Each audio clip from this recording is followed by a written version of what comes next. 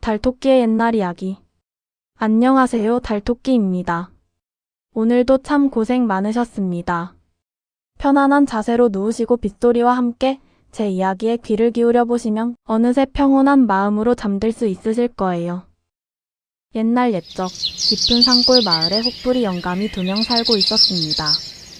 둘 다 얼굴 한쪽에 주먹만한 혹이 달려 있었는데 하나는 오른쪽에, 다른 하나는 왼쪽에 달려 있었어요. 먼저 오른편 혹부리 영감 이야기부터 들려드릴게요. 이 영감은 이름이 김선량이었습니다. 이름처럼 정말 선량한 사람이었어요. 비록 얼굴에 큰 혹이 달려 있어서 보기에는 우스꽝스러웠지만 마음만큼은 누구보다 따뜻했습니다.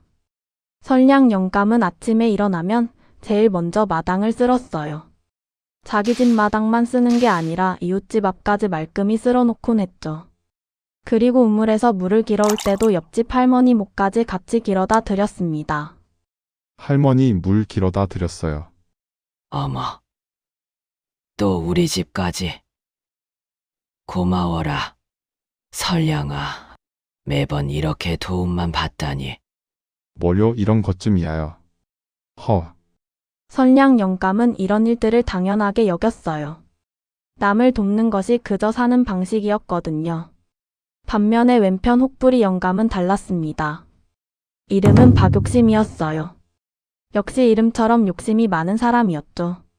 남이 좋은 일이 생기면 시샘하고 자기만 잘 되기를 바라는 그런 사람이었습니다. 아, 저 선량이는 왜 저렇게 남 좋은 일만 하고 다니냐? 바보 같기도 하고 왜 저런다냐? 욕심 영감은 선량 영감을 이해할 수 없었어요. 자기 일도 바쁜데 왜 남의 일까지 챙기는지 말이에요. 그런데 어느 날 선량 영감에게 특별한 일이 일어났습니다. 그날은 가을 거디가 한창인 때였어요. 선량 영감은 새벽부터 밭일을 하다가 해가 지고 나서야 집으로 돌아가는 길이었습니다. 그런데 산길을 가다가 갑자기 안개가 짙게 끼더니 길을 잃고 말았어요. 이상하네. 분명히 이 길이 맞는데. 아무리 둘러봐도 집으로 가는 길이 보이지 않았습니다. 어둠은 점점 깊어지고 선량 영감은 할 수 없이 큰 나무 밑에서 밤을 보내기로 했어요. 그런데 한밤중쯤 되었을까요? 어디선가 이상한 소리가 들려왔습니다. 얼쑤 좋다. 좋아 좋아. 신이 나네 신이 나. 신난다 재미난다 룰루랄라 우르르요. 오늘은 정말 즐거운 날이야. 행복하구려. 선량 영감은 조심스럽게 소리가 나는 쪽으로 가봤어요. 그랬더니 깊은 산속 한가운데 넓은 공터가 있었는데 그곳에서 도깨비들이 한창 노래하고 춤추며 놀고 있었습니다. 도깨비들은 모두 빨간 얼굴에 뿔이 달려 있었지만 무서운 느낌은 아니었어요. 오히려 너무 즐거워 보였습니다. 큰 도깨비가 앞에서 춤을 추며 노래를 했어요. 우리들이 사는 세상 즐겁고도 신나네 신나는데 노래 한번 할까 허. 도깨비 빤스는 튼튼해요. 즐기고도 튼튼해요. 호랑이 가죽으로 만들었어요. 2000년 입어도 튼튼해요. 다른 도깨비들도 박수를 치며 맞장구를 쳤습니다. 그래 맞아. 즐겁다 즐거워. 그런데 가만히 보니 뭔가 박자가 이상했어요. 춤도 조금 어색하고 노래도 어딘가 어긋나는 것 같았습니다. 선량 영감은 원래 젊었을 때 마을에서 춤과 노래를 잘하기로 유명했거든요. 그래서 도깨비들의 모습을 보니 저절로 몸이 달아올랐어요. 저건 이렇게 하는 게 아닌데.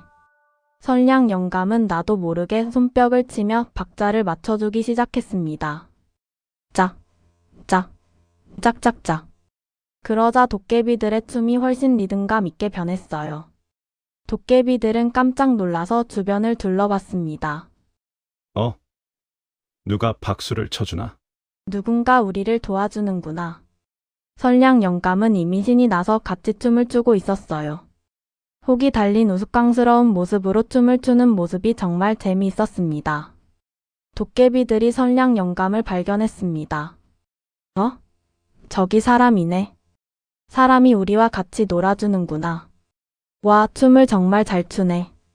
도깨비들은 무섭게 화를 내는 대신 오히려 반가워했어요. 큰 도깨비가 선량 영감에게 다가와서 말했습니다. 어르신 어쩐 일로 이 깊은 밤에 여기까지 오셨나요? 선량 영감은 솔직하게 대답했어요. 길을 잃어서 나무 밑에서 자려고 했는데 워낙 즐거운 소리가 나서 구경하게 되었습니다. 그런데 보니까 여러분들이 너무 신나게 노시는데 박자가 조금 어긋나는 것 같아서. 죄송합니다. 주제 넘게 끼어들었네요. 그런데 도깨비들은 전혀 기분 나빠하지 않았어요. 아니에요. 정말 고마워요. 맞아요. 우리가 춤을 추긴 하지만 뭔가 어색하다고 생각했거든요. 어르신 덕분에 정말 신나게 춤출 수 있었어요. 큰 도깨비가 말했습니다. 어르신, 정말 고마워요. 우리는 매달 보름날 밤에 이렇게 모여서 놀거든요. 그런데 항상 뭔가 부족한 느낌이었는데 오늘 어르신이 와주셔서 정말 완벽한 잔치가 되었어요.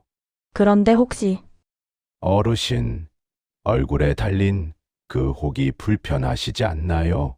선량 영감은 자신의 혹을 만지며 말했어요. 아, 이건 말인가요? 태어날 때부터 있던 건데 뭐 별로 신경 안 써요. 이제 익숙해졌거든요. 하지만 없으면 더 좋으시겠죠? 글쎄요, 있으나 없으나 별로 상관없어요. 중요한 건 마음이니까요. 도깨비들은 선량 영감의 마음씨에 감동했습니다. 정말 훌륭한 분이시네요. 그럼 우리가 감사의 표시로 그 혹을 떼어드릴게요. 그리고 이것도 드릴게요. 큰 도깨비가 요술을 부리니 선량 영감의 혹이 말끔히 사라졌어요. 그리고 작은 보자기 하나를 주었습니다. 이 보자기는 아무리 써도 없어지지 않는 쌀이 들어있어요. 착한 마음씨에 대한 선물입니다. 선량 영감은 깜짝 놀랐어요. 어머, 이런 걸 받을 수가 없어요. 괜찮아요. 우리가 드리고 싶어서 드리는 거예요. 대신 다음 달 보름날에도 또 오셔서 같이 놀아주세요. 선량 영감은 감사한 마음으로 선물을 받았어요. 그리고 도깨비들에게 인사를 하고 집으로 돌아갔습니다. 신기하게도 이번에는 길을 잃지 않고 금세 집에 도착할 수 있었어요. 아침에 거울을 보니 정말로 혹이 사라져 있었습니다. 보자기 안에는 정말 쌀이 가득 들어 있었고요. 선량 영감은 너무 기뻤지만 이 일을 아무에게도 자랑하지 않았어요. 그저 조용히 감사한 마음으로 살았습니다. 그런데 며칠 후 마을 사람들이 선량 영감의 변화를 알아챘어요. 선량이 영감님 혹이 없어졌네. 어머, 정말이다. 어떻게 된 일이에요? 그리고 요즘 쌀도 떨어지지 않는 것 같던데. 사람들이 물어보자 선량 영감은 그제서야 자초지종을 이야기했어요. 하지만 자랑하듯이 말하는 게 아니라 정말 신기한 일이 일어났다는 식으로 조용히 얘기했죠.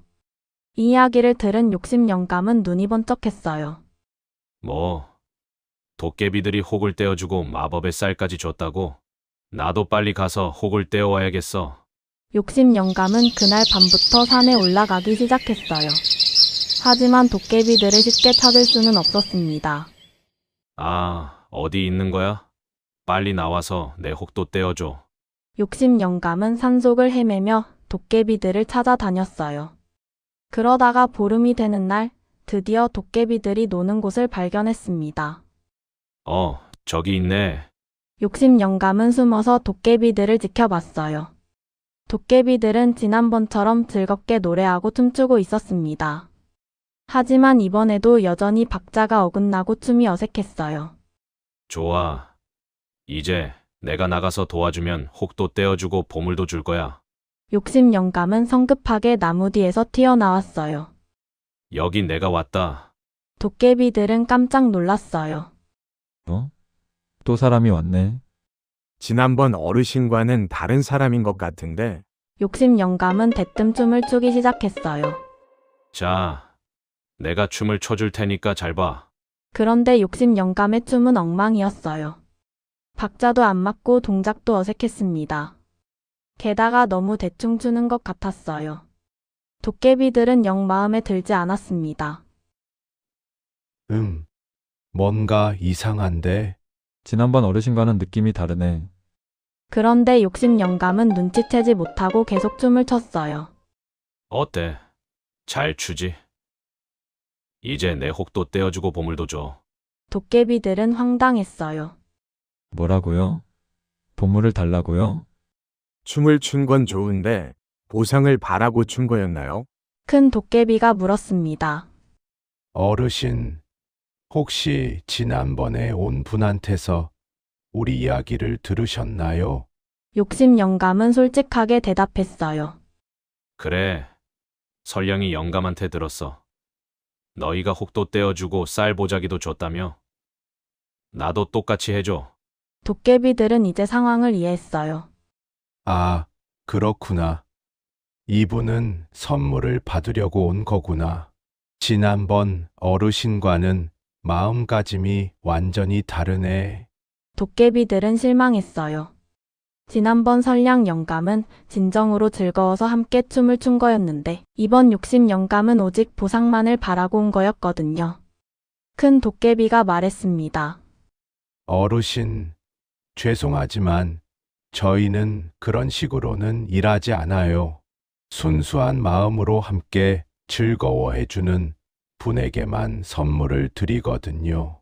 하지만 어르신은 처음부터 보상을 바라고 오신 거잖아요. 욕심 영감은 화가 났어요. 뭐, 그럼 나한테는 안 해준다는 거야? 똑같이 춤도 춰줬는데. 아니야. 내가 더 잘 출 수도 있어. 욕심 영감은 더욱 격렬하게 춤을 추기 시작했어요. 하지만 욕심으로 가득 찬 마음으로 추는 춤은 점점 더 우스꽝스러워졌습니다. 도깨비들은 보다가 웃음이 터져 나왔어요. 하, 저게 뭔 춤이야? 정말 이상하게 춘다. 혹이 하나밖에 없어서 균형이 안 맞나? 그 말을 들은 큰 도깨비가 번뜩 아이디어를 냈어요. 아, 그거다. 어르신, 혹이 하나만 있어서 춤이 이상한 것 같은데요. 그럼 우리가 하나 더 붙여드릴게요. 그러면 균형이 맞아서 춤을 더 잘 추실 수 있을 거예요. 욕심 영감은 깜짝 놀랐어요. 뭐, 혹을 하나 더 붙인다고? 아니야. 떼어달라고. 떼어달라고. 하지만 도깨비들은 이미 요술을 부리기 시작했어요. 자, 이쪽에 하나 더. 이제 양쪽에 하나씩이니까 균형이 맞겠네요. 욕심 영감의 얼굴 오른쪽에도 혹이 하나 더 생겼습니다. 이제 양쪽에 혹이 하나씩 달렸어요. 으악, 이게 무슨 일이야? 욕심 영감은 자신의 얼굴을 만져봤어요. 정말로 혹이 하나 더 생겨 있었습니다. 도깨비들은 박수를 치며 좋아했어요. 이제 균형이 맞네요. 훨씬 보기 좋아요. 이제 춤을 더 잘 추실 수 있을 거예요. 욕심 영감은 울상이 되었어요. 아니야. 이거 도로 가져가. 나는 혹을 떼러 온 거라고. 하지만 도깨비들은 이미 흩어져 사라지기 시작했어요. 다음에 또 오세요. 그때까지 춤 연습 많이 하세요. 안녕히 가세요. 욕심 영감은 혼자 남겨졌어요. 얼굴 양쪽에 혹이 달린 채로 말이에요. 으악, 이게 무슨 일이야? 설량이 영감은 혹을 떼어줬는데 나는 왜 하나 더 생긴 거야? 욕심 영감은 울면서 산에서 내려왔어요. 다음 날 마을 사람들은 욕심 영감을 보고 깜짝 놀랐어요. 어머, 욕심이 영감님. 혹이 하나 더 생겼네요. 어떻게 된 일이에요? 욕심 영감은 어쩔 수 없이 자초지종을 이야기했어요. 사람들은 이야기를 듣고는 고개를 흔들었습니다. 아이고 욕심을 부리면 안 되는 거였네요. 설량이 영감님은 순수한 마음으로 했는데 욕심이 영감님은 보상을 바라고 한 거니까. 설량 영감은 욕심 영감을 찾아가서 위로해 주었어요. 이제 어떻게 하면 좋을까요? 설량 영감이 말했습니다. 일단 마음을 바꿔보세요. 진정으로 남을 도우려는 마음을 가져보세요. 그럼 언젠가는 도깨비들도 마음을 바꿀 수도 있을 거예요. 욕심 영감은 설량 영감의 말을 듣고 마음을 고쳐먹기로 했어요. 그 후로 욕심 영감은 정말 달라졌습니다. 남을 돕는 일에 앞장서고 욕심을 부리지 않았어요. 비록 혹이 2개나 달려 있어서 우스꽝스러워 보였지만 마음만큼은 점점 아름다워졌습니다. 그리고 1년이 지난 어느 날, 욕심 영감은 길에서 넘어진 할머니를 도와드리고 있었어요. 그런데 그 할머니가 사실은 도깨비 할머니였던 거예요. 젊은이 고맙구나. 아니에요. 당연한 일을 한 거죠. 도깨비 할머니는 욕심 영감의 진심을 알 수 있었어요. 너는 정말 마음이 바뀌었구나. 이제 진정으로 남을 위하는 마음을 갖게 되었어. 그러면서 도깨비 할머니는 요술을 부려 욕심 영감을 도깨비로 변신시켰고 혹 하나를 떼어주었어요. 도깨비 모습과 혹 하나는 내 욕심의 증거로 남겨두겠다. 앞으로도 계속 착한 마음을 잃지 말거라. 욕심 영감은 혹 하나만이라도 사라진 것에 너무 감사했어요. 비록 도깨비 모습에 혹이 하나 남아있었지만 이제 마음이 편해졌거든요. 그 모습의 도깨비 할머니는 욕심 영감의 도깨비 모습도 사라지게 해줬습니다. 그 후로 두 영감은 모두 행복하게 살았답니다. 선량 영감은 여전히 착한 마음으로 살았고 욕심 영감도 이제는 정말 착한 사람이 되어 마을 사람들을 많이 도와주었어요. 1장 장맛비가 쏟아지던 산골 마을. 옛날 옛적 경상도 깊은 산골짜기에 작고 조용한 마을이 하나 있었습니다. 산들로 둘러싸인 이 마을에는 20여 가구의 사람들이 옹기종기 모여 살고 있었지요. 이 마을에 석이라는 25살 총각이 살고 있었습니다. 석이는 키는 훤칠했지만 어깨가 좁고 얼굴이 여위어서 언뜻 보기에도 고생이 많아 보이는 청년이었어요. 아버지를 일찍 여의고 홀어머니와 단둘이 살면서 남의 집 품팔이를 하며 겨우겨우 끼니를 이어가고 있었지요. 석이네 집은 마을 끝자락 산비탈에 자리 잡은 작은 초가집이었습니다. 지붕은 여기저기 이영이 빠져서 비가 오면 곳곳이 새었고 벽은 진흙이 떨어져 나가 구멍이 숭숭 뚫려 있었어요. 석이의 어머니는 복녀라는 이름을 가진 분이셨는데 젊은 시절에는 마을에서 가장 부지런하고 솜씨 좋기로 소문났던 분이셨어요. 하지만 남편을 잃은 슬픔과 오랜 가난에 시달리면서 몸이 많이 약해지셨지요. 석이야, 또 천장에서 물이 떨어진다. 복녀 어머니는 기침을 하시며 말씀하셨고 석이는 얼른 헌질 그릇을 가져다 놓으며 대답했지요. 어머니 걱정 마시옵소서. 내일 날이 개면 꼭 지붕을 손봐드리겠습니다. 하지만 석이의 형편으로는 지붕을 제대로 고칠 수가 없었어요. 그런데 이해 여름은 유독 비가 많이 내렸습니다. 마을 사람들은 이런 장마를 본 적이 없다며 혀를 끌끌 찼습니다.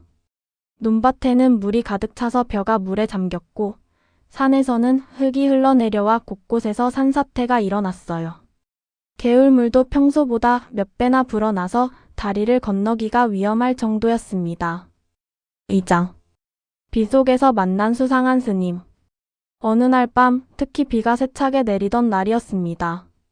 바람까지 세게 불어서 나무들이 요동치고 번개가 번쩍번쩍 하늘을 가르며 천둥 소리가 온 산을 뒤흔들었어요. 석이는 방 안에서 이곳저곳 떨어지는 물방울을 받으며 한숨을 쉬고 있었습니다. 어머니는 기침이 더욱 심해져서 거의 누워 계셨고 석이는 젖은 수건으로 어머니의 이마를 닦아드리고 있었지요. 석이야, 미안하구나. 이런 굳은 날 밤에 내가 이렇게 고생을. 어머니, 그런 말씀 마시옵소서. 제가 아들로서 마땅히 해야 할 일이지요. 그때였습니다. 여보시오. 여보시오. 희미한 목소리가 빗소리와 바람소리에 섞여 들려왔습니다. 석이는 조심스럽게 문 쪽으로 다가갔습니다. 누구시옵니까? 석이가 문틈으로 조심스럽게 물어보자 밖에서 목소리가 들려왔습니다. 나그네 한 사람이옵니다. 길을 잃어 헤매다가 불빛을 보고 찾아왔으니 하룻밤만 재워주시면 고맙겠소이다. 석이가 문을 열어보니 비에 흠뻑 젖은 늙은 스님 한 분이 지팡이에 의지해 서 계시더군요. 가사는 물에 젖어 몸에 달라붙어 있었고 삿갓은 비바람에 찢어져 있었어요. 하지만 그 스님의 눈빛만큼은 맑고 고요했습니다. 스님, 이런 밤에 어찌 이곳까지? 길이 얼마나 험하셨을까요? 산에서 공부하다가 마을로 내려오는 길에 방향을 잃고 말았습니다. 온종일 헤매다가 지쳐 쓰러질 뻔했는데 멀리서 따뜻한 불빛을 보고 간신히 찾아온 것이요. 서기는 잠시 망설였습니다. 집은 좁고 누추하고 지붕은 새고 먹을 것도 변변치 않았어요. 이런 형편없는 곳에 스님을 모시기가 너무 부끄러웠거든요. 하지만 이런 굳은 날 밤에 늙은 분을 그냥 돌려보낼 순 없었습니다. 더군다나 스님이시라니 부처님께서 벌을 내리실지도 모를 일이었지요. 누추한 곳이오나 괜찮으시다면 어서 들어오시옵소서. 서기는 스님을 안으로 모시며 걱정스러운 마음으로 말했습니다. 지붕이 새어서 곳곳에 물이 떨어지옵니다. 불편하시더라도 양해해 주시옵소서. 스님은 고개를 끄덕이시며 온화한 미소를 지었어요. 아니요, 이미 충분히 감사한 일이오. 이런 밤에 따뜻한 곳을 내어주시니 부처님의 자비가 따로 없소이다. 3장. 작은 정성이 만들어낸 첫 번째 기적. 서기는 스님을 방으로 모셔드렸습니다. 그리고는 자신이 입고 있던 마른 저고리를 벗어드리며 말했어요. 스님, 이 옷이라도 갈아입으시옵소서. 젖은 옷을 입고 계시면 몸살이 나실까 걱정입니다. 이런. 자네 옷을 어찌 받을 수 있겠소? 아닙니다. 저는 괜찮사옵니다. 스님께서 편하게 지내시는 것이 더 중요하지요. 서기는 어머니와 함께 먹으려고 준비해둔 보리죽을 끓여서 정성껏 상에 올렸습니다. 죽 한 그릇과 김치 몇 조각, 그리고 마지막 남은 무말랭이가 전부였지만 서기는 최선을 다해 정성스럽게 차렸어요. 스님, 변변치 못한 것이오나 몸이나 따뜻히 하시옵소서. 죄송하게도 이것이 저희가 드릴 수 있는 최선이옵니다. 스님은 두 손을 모아 고개를 깊이 숙이며 말씀하셨습니다. 아니 이게 어찌. 이런 은혜를 어떻게 갚아야 할지 모르겠소이다. 자네들도 넉넉지 않은 형편인데 이토록 정성껏. 스님은 죽 한 술을 떠서 천천히 드시더니 감탄하며 말씀하셨어요. 이 죽이 정말 맛이 깊구나. 오랜만에 이렇게 따뜻하고 정성스러운 음식을 맛보는군. 아닙니다. 보리죽이 무슨. 스님께서 너그럽게 봐주시는 것이옵니다. 복녀 어머니도 방에서 나와 스님께 인사를 드렸습니다. 스님, 이런 누추한 곳에 오시게 되어 면목이 없습니다. 아무것도 변변히 대접할 것이 없어. 어머님, 무슨 말씀을 하시오. 이 비바람치는 밤에 따뜻한 곳을 내어주시고 음식까지 주시니 이보다 더 큰 자비가 어디 있겠소? 그날 밤 신기한 일이 일어났습니다. 스님이 오신 후부터 그토록 새던 지붕에서 더 이상 물이 떨어지지 않는 것이었어요. 집안은 이상하게 포근하고 따뜻했습니다. 서기는 처음에는 우연의 일치려니 생각했지만 오늘은 한 방울도 떨어지지 않았거든요. 스님은 한쪽 구석에 조용히 앉아서 연부를 외우고 계셨습니다. 작은 목소리로 중얼거리시는 경전 소리가 빗소리와 어우러져 마치 자장가 같았어요. 서기와 어머니는 오랜만에 편안한 밤을 보낼 수 있었습니다. 4장. 신비한 씨앗의 선물. 새벽이 되어서야 비가 그쳤습니다. 동쪽 하늘이 희끗희끗해지자 새소리가 들려오기 시작했어요.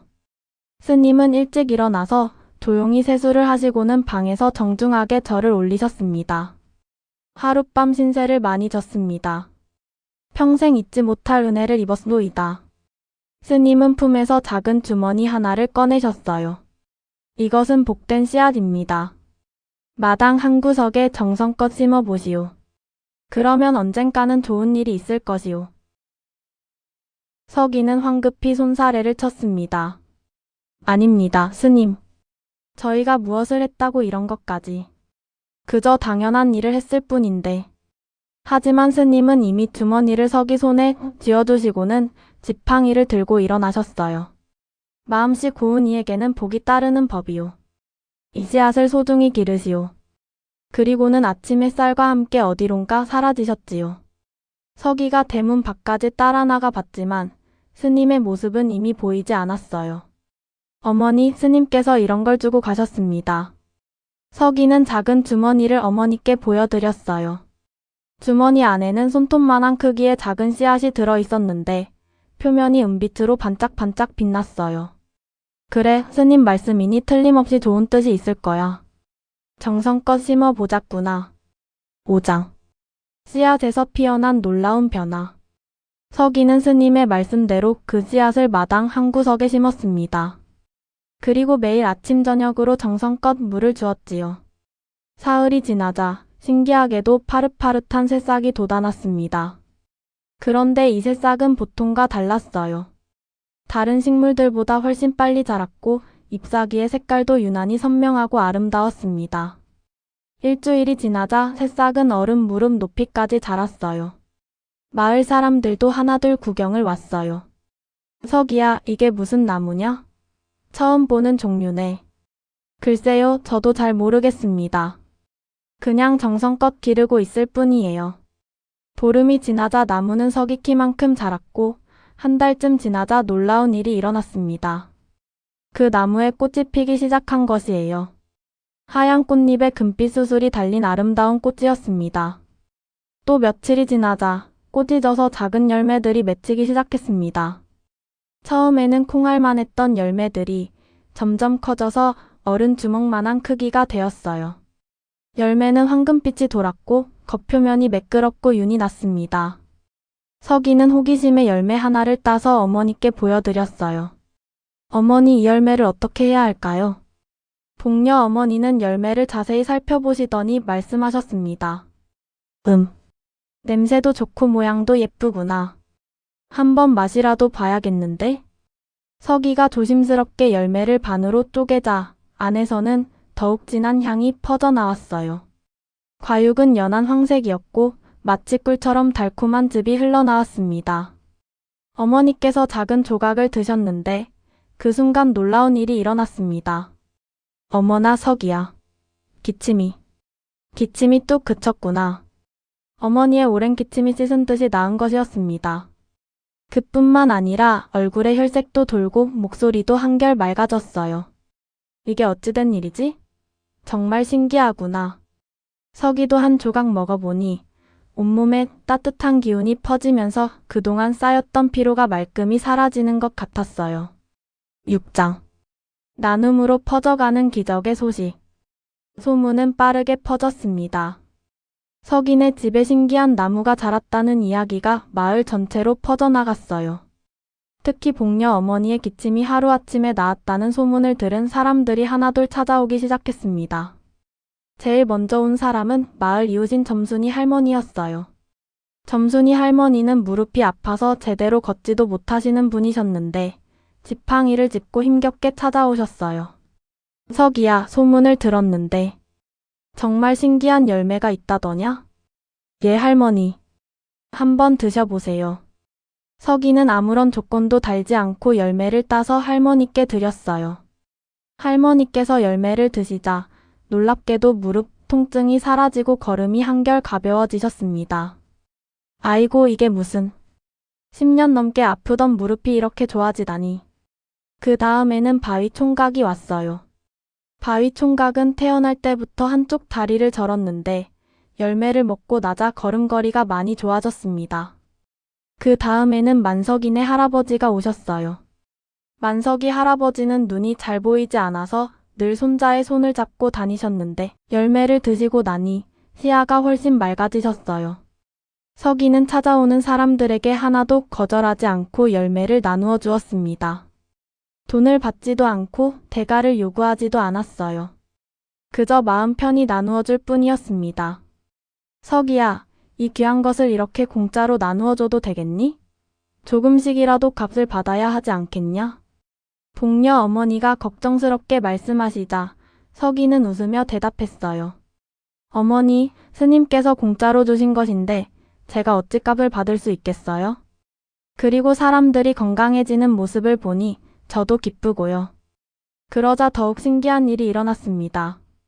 열매를 따도 나무에는 계속해서 새로운 열매가 열리는 것이었어요. 마치 나누면 나눌수록 더 많아지는 것 같았습니다. 나무의 크기도 점점 커져서 이제는 큰 느티나무만큼 우뚝 솟아 있었어요. 가지마다 주렁주렁 열매가 달려 있어서 멀리서 보면 마치 황금빛 보석을 매달아 놓은 것 같았습니다. 7장. 멀리서 찾아온 사람들. 얼마 후에는 다른 마을에서도 사람들이 찾아왔어요. 소문이 점점 멀리까지 퍼져나간 것이지요. 이 열매를 먹으면 정말 병이 낫나요? 네, 한번 드셔보세요. 틀림없이 좋아지실 거예요. 서기는 어떤 사람이 와도 차별하지 않았어요. 양반이든 상민이든 부자든 가난한 사람이든 모두에게 똑같이 정성껏 대했습니다. 어느 날에는 서울 근방에서 온 선비가 찾아왔어요. 그 선비는 오랫동안 마음의 병을 앓고 있었는데 열매를 먹고 나자 우울했던 마음이 한결 가벼워졌다고 했어요. 또 어느 날에는 장사를 하다가 사기를 당해 절망에 빠진 상인이 찾아왔어요. 서기는 그 상인에게 열매를 주면서 이렇게 말했어요. 이 열매는 몸의 병뿐만 아니라 마음의 상처도 치료해 줍니다. 다시 힘을 내시기 바랍니다. 상인은 열매를 먹고 나서 다시 용기를 얻어 장사를 시작할 수 있었어요. 8장. 다시 나타난 신비한 스님. 어느 비 내리는 저녁이었습니다.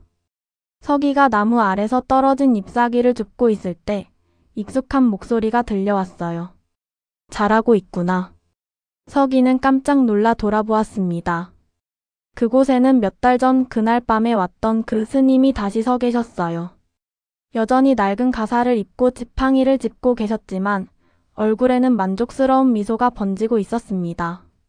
스님, 정말 스님이신가요? 어떻게 다시? 서기는 황급히 달려가서 깊이 절을 올렸습니다. 그동안 안녕하셨소이까? 스님께서 주신 씨앗이 이렇게 큰 나무가 되었습니다. 스님은 나무를 한참 동안 바라보시더니 고개를 끄덕이셨어요. 참으로 훌륭하게 기르셨구나. 이 나무에서 얼마나 많은 사람들이 도움을 받았는지. 스님, 정말 신기한 나무를 주셨습니다. 이 열매 하나로 사람들의 병이 낫고 아픈 곳이 좋아집니다. 서기가 감사의 인사를 올리자 스님은 고개를 저으며 말씀하셨어요. 나무가 신기한 것이 아니라 너의 마음이 아름다워서 그런 것이다. 작은 정성으로 나그네를 대접하고 받은 선물을 혼자 차지하지 않고 이웃과 나누는 마음. 그것이 바로 진정한 복이니라. 스님은 계속해서 말씀하셨습니다. 세상에는 두 종류의 사람이 있다. 받기만 하려는 사람과 나누려고 하는 사람이지. 너는 가진 것이 적으면서도 나누는 마음을 가졌기에 하늘이 너에게 더 큰 복을 내린 것이다. 그런데 스님께서는 누구시옵니까?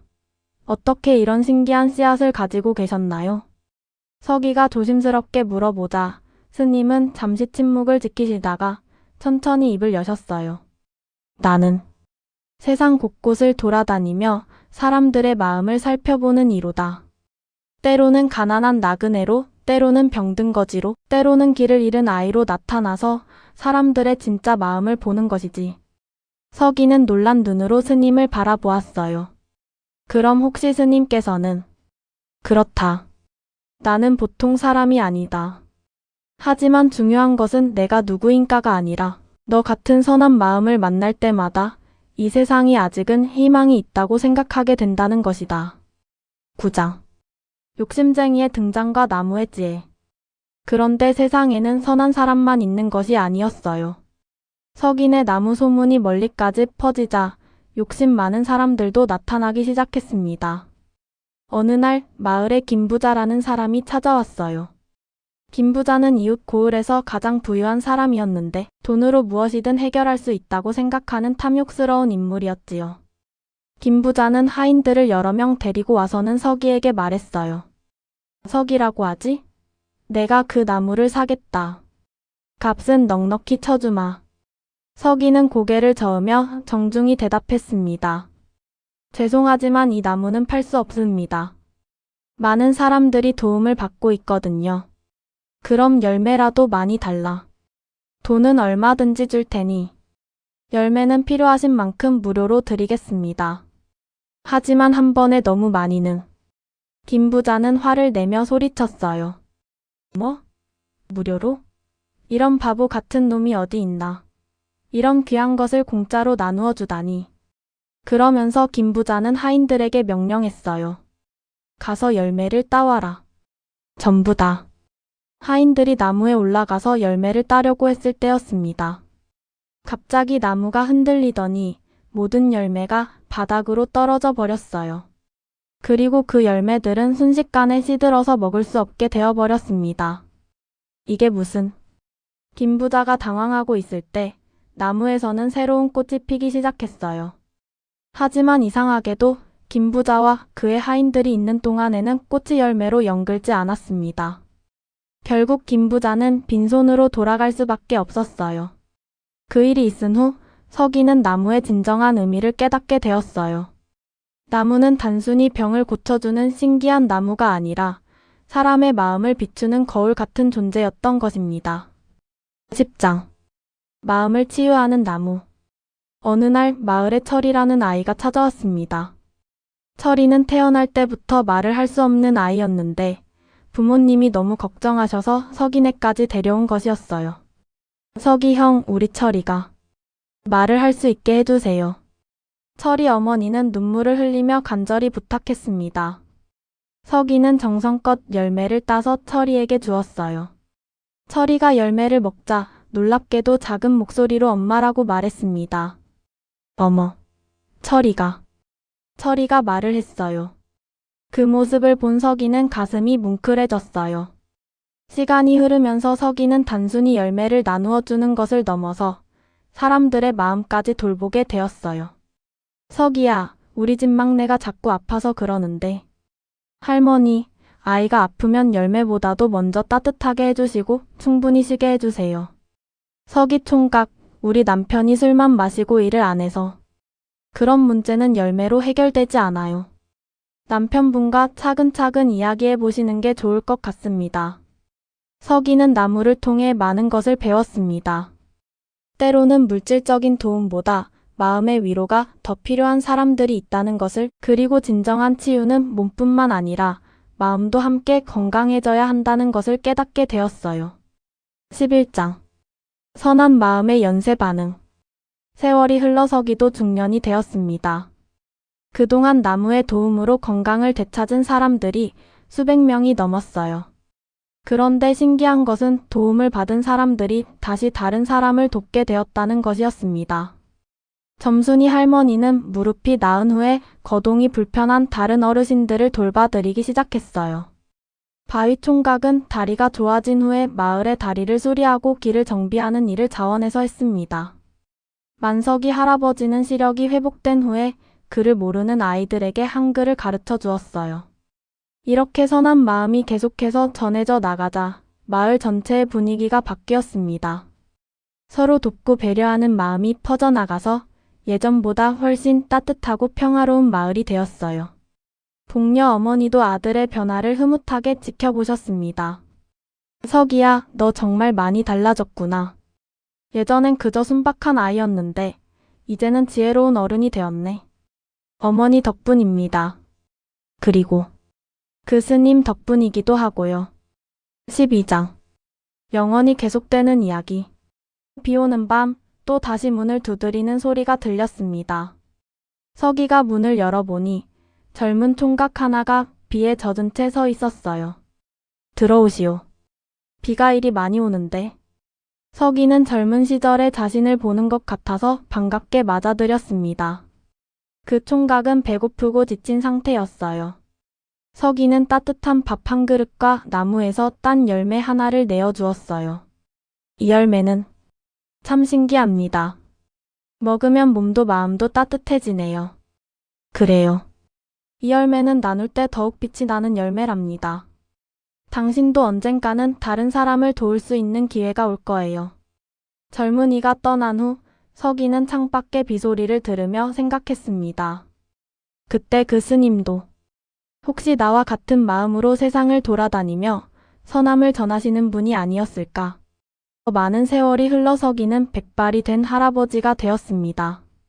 복녀 어머니는 몇 해 전에 편안히 돌아가셨고 서기는 혼자서 나무를 돌보며 살고 있었어요. 나무는 여전히 싱싱했고 서기 또한 건강했습니다. 그리고 마을에는 서기의 정신을 이어받은 사람들이 많아져서 서로 돕고 사랑하는 마음이 계속해서 이어져 내려갔어요. 어느 날 서기는 나무 아래에서 조용히 잠들었습니다. 마을 사람들이 발견했을 때 서기의 얼굴에는 평화로운 미소가 떠 있었어요. 서기가 세상을 떠난 후에도 나무는 여전히 그 자리에 서 있었습니다. 그리고 마을 사람들이 돌아가며 나무를 돌보며 서기의 정신을 이어갔어요. 아주 오래전, 지금보다 훨씬 깊고 울창한 산속에 작은 숲이 있었습니다. 그 숲에는 다양한 동물들이 평화롭게 살고 있었는데요. 그 중에서도 특별히 착한 마음씨를 가진 토끼 한 마리가 있었어요. 하얀 털이 눈처럼 부드럽고 빨간 눈이 루비처럼 반짝이는 아주 사랑스러운 토끼였습니다. 이 토끼의 이름은 글쎄요, 특별한 이름은 없었어요. 하지만 숲속 모든 동물들이 이 토끼를 마음이라고 불렀답니다. 워낙 마음이 착해서 붙여진 이름이었죠. 마음이는 다른 토끼들과 조금 달랐어요. 다른 토끼들이 맛있는 풀을 찾아 이리저리 뛰어다닐 때 마음이는 혼자 숲을 돌아다니며 도움이 필요한 동물들을 찾곤 했거든요. 어릴 때부터 그랬어요. 마음이의 어머니는 걱정이 많았습니다. 다른 새끼 토끼들은 모두 엄마 곁에 붙어 있으려 하는데 마음이만은 혼자서도 자꾸 어딘가로 가려고 했거든요. 마음아, 위험해. 엄마 곁에 있어야 해. 어머니가 걱정스럽게 말할 때마다 마음이는 큰 눈을 깜빡이며 대답했어요. 엄마, 저 멀리서 누군가 울고 있어요. 가서 도와줘야 해요. 그럴 때마다 어머니의 마음은 복잡했습니다. 걱정되기도 하고 한편으로는 자랑스럽기도 했거든요. 이렇게 착한 마음을 가진 아이를 어떻게 말릴 수 있을까요? 마음이가 자라면서 숲속 동물들은 모두 이 특별한 토끼에 대해 알게 되었어요. 누군가 어려움에 처하면 마음이에게 가보자 라는 말이 자연스럽게 나올 정도였죠. 어느 추운 겨울날 마음이는 눈 속에서 떨고 있던 작은 새끼 여우를 발견했어요. 여우는 어미를 잃고 혼자 남겨진 채로 며칠째 굶주리고 있었답니다. 괜찮아, 내가 도와줄게. 마음이는 자신이 겨울을 위해 모아둔 당근을 모두 내어주었어요. 그리고 따뜻한 풀잎으로 여우의 몸을 감싸주며 밤새 곁에서 지켜주었답니다. 그런 마음이었기에 숲속 모든 동물들이 마음이를 사랑했어요. 그리고 마음이도 그들을 진심으로 아꼈습니다. 어느 날도 마찬가지였습니다. 하늘에서 보슬보슬 비가 내리기 시작했어요. 처음에는 이슬비처럼 가늘게 내리더니 점점 굵어져서 나뭇잎을 통통 두드리는 소리를 냈습니다. 숲속의 모든 소리가 비에 묻혀 더욱 고요해졌어요. 멀리서 들리던 새소리도 바람에 흔들리던 나뭇가지 소리도 모두 부드러운 빗소리 속에 스며들었습니다. 마치 자연이 전체가 하나의 조용한 음악을 연주하는 것 같았죠. 비가 내리면 공기도 더욱 맑아져요. 흙냄새가 진하게 올라오고 나무와 풀들이 생기를 되찾는 향기가 숲 전체에 퍼집니다. 마음이는 이런 비 오는 날의 분위기를 좋아했어요. 하지만 다른 동물들은 대부분 비를 그리 좋아하지 않았습니다. 털이 젖으면 무거워지고 추워지기 때문이죠. 그래서 비가 오면 대부분의 동물들은 자신의 둥지나 굴 속으로 들어가 비를 피했어요. 다른 동물들은 모두 자신의 집으로 돌아가 비를 피하고 있었는데 마음이만은 여전히 숲을 돌아다니고 있었어요. 혹시 비 때문에 곤란을 겪는 동물이 있을까봐 걱정되었거든요. 그러던 중 큰 나무 아래에서 작은 울음소리가 들려왔습니다. 마음이가 조심스럽게 다가가 보니 어린 다람쥐 한 마리가 떨고 있었어요. 비에 흠뻑 젖어서 추위에 벌벌 떨고 있는 모습이 너무나 안쓰러웠습니다. 어머, 괜찮아요? 왜 이렇게 젖어 있어요? 마음이가 부드럽게 물어보자 다람쥐는 눈물을 글썽이며 대답했어요. 집이 비 때문에 무너져 버렸어요. 겨울을 위해 모아둔 도토리들도 모두 물에 떠내려가 버리고 이제 어떻게 해야 할지 모르겠어요. 마음이는 즉시 자신의 털을 뜯어서 다람쥐의 젖은 몸을 닦아주었어요. 그리고 자신의 체온으로 다람쥐를 따뜻하게 해주었습니다. 걱정하지 마세요. 제가 도와드릴게요. 우선 따뜻한 곳부터 찾아봅시다. 마음이는 다람쥐를 등에 업고 숲을 헤매기 시작했어요. 비가 점점 더 세게 내렸지만 마음이는 포기하지 않았습니다. 다람쥐가 떨고 있는 것이 느껴질 때마다 마음이의 마음도 더욱 간절해졌거든요. 한참을 돌아다니다가 드디어 큰 바위 아래 움푹 들어간 곳을 발견했어요. 비바람을 막을 수 있는 완벽한 피난처였습니다. 마시미는 그곳에 다람쥐를 내려놓고 주변에서 마른 나뭇잎과 이끼를 모아와 포근한 잠자리를 만들어 주었어요. 여기서 쉬고 계세요. 제가 도토리를 찾아다 드릴게요. 다람쥐는 고개를 저었어요. 안 돼요. 이런 비에 어떻게? 위험해요. 하지만 마시미의 마음은 이미 정해져 있었어요. 비가 더욱 세차게 내렸지만 마음이는 개의치 않았어요. 온 숲을 뒤져가며 떨어진 도토리들을 하나하나 주워 모았습니다. 자신의 털은 비에 흠뻑 젖고 발은 진흙투성이가 되었지만 전혀 신경 쓰지 않았죠. 큰 참나무 아래에서 도토리를 몇 개 찾았을 때는 정말 기뻤어요. 또 개울과 바위 틈에 끼어있던 도토리들을 발견했을 때는 마음이 뛸 듯이 기뻤습니다. 이 정도면 다람쥐가 며칠은 배고프지 않을 거야. 마음이는 젖은 털을 털어가며 도토리 보따리를 들고 다람쥐에게로 돌아갔어요. 다람쥐는 마음이가 가져온 도토리를 보고 눈물을 펑펑 흘렸답니다. 고마워요. 정말 고마워요. 어떻게 이런 마음을? 괜찮아요. 우리는 모두 한 숲에 사는 가족이잖아요. 마음이의 대답은 언제나 담담했어요. 마치 이런 일이 당연한 것처럼 말이에요. 이런 일이 한두 번이 아니었어요. 며칠 후에는 길을 잃고 헤매던 어린 새를 집으로 데려다 주었고 또 어떤 날에는 다친 고슴도치를 정성껏 돌봐주기도 했습니다. 그 어린 새는 처음 둥지를 떠나 날아보다가 방향을 잃고 말았던 거예요. 하늘에서 비가 내리기 시작하자 더욱 어디로 가야 할지 모르게 되었죠. 마음이는 하루 종일 그 새와 함께 숲을 돌아다니며 새의 집을 찾아주었어요. 엄마, 엄마. 드디어 어미 새를 찾았을 때 그 기쁨은 이루 말할 수 없었답니다. 어미새도 마음이에게 깊이 고개를 숙여 감사 인사를 했어요. 또 다친 고슴도치를 돌볼 때는 마음이가 직접 약초를 찾아다가 고슴도치의 상처에 발라주었어요.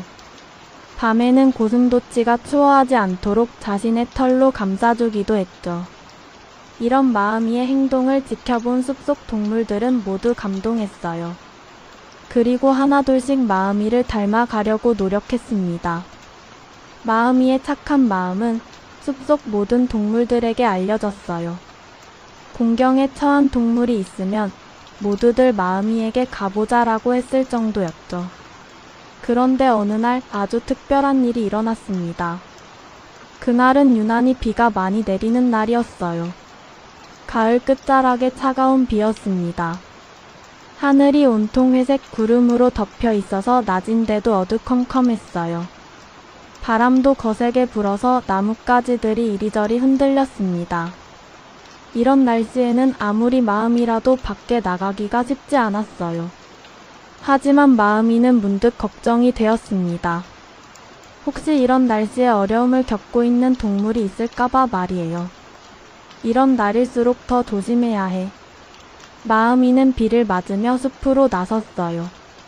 발걸음마다 진흙이 튀었고 털은 금세 물에 젖어 무거워졌습니다. 하지만 마음이는 꼼꼼히 숲 곳곳을 살펴보았어요. 마음이가 여느 때처럼 숲을 돌아다니고 있는데 갑자기 앞에 낡은 옷을 입은 할아버지 한 분이 나타났어요. 할아버지는 비에 완전히 젖어서 몸을 부들부들 떨고 계셨습니다. 얼굴도 창백하고 걸음걸이도 너무나 힘들어 보였어요. 마치 며칠째 제대로 쉬지도 먹지도 못하신 것 같았습니다. 할아버지의 옷은 너무 오래되어서 여기저기 헤어져 있었고 신발도 거의 바닥이 다 닳아 있었어요. 그래서 차가운 빗물이 그대로 발까지 스며들고 있는 것 같았습니다. 마음이는 가슴이 아팠어요. 이렇게 힘들어 하시는 할아버지를 그냥 지나칠 수 없었거든요. 할아버지 괜찮으세요? 어디 아프신 곳은 없으세요? 이렇게 비에 젖으시면 안 되는데. 마시미가 걱정스럽게 물어보자 할아버지는 약한 목소리로 천천히 대답하셨어요. 고맙구나, 작은 토끼야. 나는 며칠째 아무것도 먹지 못했단다. 너무 배가 고프고 추워서. 이제 더 이상 걸을 힘도 없구나. 어디 쉴 곳도 없고 말이야. 할아버지의 목소리에는 깊은 피로가 배어 있었어요. 마치 오랫동안 홀로 길을 걸어오신 것 같았습니다. 그리고 이제 정말 지쳐서 더 이상 어떻게 해야 할지 모르겠다는 절망감까지 느껴졌어요. 마음이의 마음이 쿵 하고 내려앉았어요. 할아버지가 너무나 불쌍했거든요. 하지만 문제가 있었어요. 마음이 주변에는 할아버지께 드릴 만한 음식이 없었던 거예요.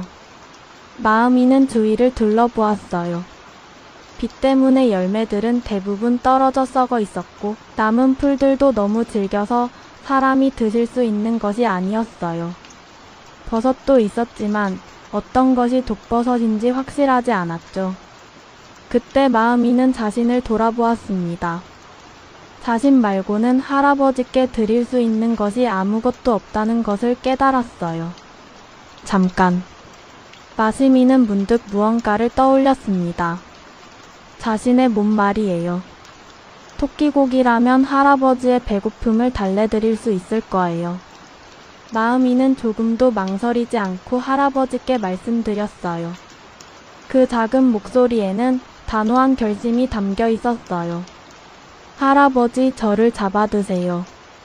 제가 할아버지의 음식이 되어드릴게요. 저라도 드시면 배고픔을 달래실 수 있을 거예요. 할아버지는 깜짝 놀라셨어요. 그런 말을 들어본 적이 없었거든요. 뭐라고? 그런 말 하는 게 아니야. 내가 어떻게 그런 말을. 너도 소중한 생명인데. 할아버지의 눈에 눈물이 고였어요. 이렇게 순수한 마음을 가진 생명체를 본 것이 처음이었거든요. 하지만 마시미는 진심이었어요. 전혀 두렵지 않았어요. 괜찮아요, 할아버지. 저는 지금까지 다른 동물들을 도와주며 행복했어요. 이제 할아버지를 도와드릴 수 있다면 그것이 제가 할 수 있는 가장 큰 선물이에요. 마음이는 근처에서 마른 나뭇가지들을 모아 작은 모닥불을 피웠어요. 비가 내리고 있었지만 신기하게도 그 불은 꺼지지 않았답니다. 자, 할아버지. 이제 저를 구워 드세요. 마음이는 정말로 그 불 속으로 뛰어들려고 했어요. 자신의 목숨보다 다른 이의 생명이 더 소중하다고 생각했거든요. 그런데 바로 그 순간 신기한 일이 일어났습니다. 갑자기 하늘에서 환한 빛이 내려와 마음이를 감쌌어요. 그 빛은 따뜻하면서도 신성한 느낌이 들었습니다.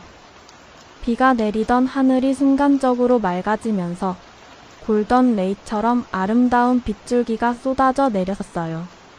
그리고 할아버지의 모습이 서서히 변하기 시작했습니다. 낡고해진 옷은 순백의 도포로 바뀌었고 구부정했던 허리는 곧게 펴졌어요. 주름진 얼굴에서는 자애로운 빛이 흘러나왔고 그 눈빛에는 깊은 지혜가 담겨 있었습니다. 할아버지.